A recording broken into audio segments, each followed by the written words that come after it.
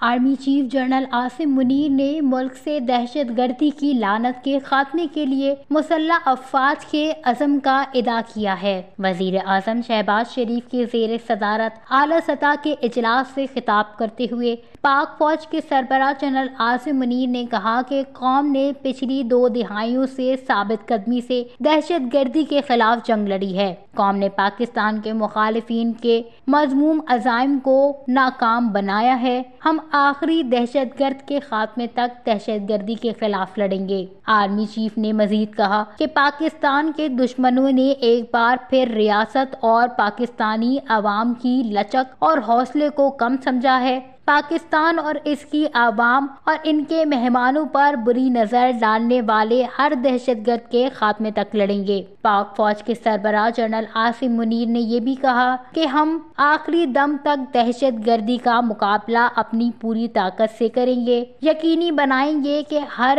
غیر ملکی بالخصوص چینی شہری پاکستان میں محفوظ رہے۔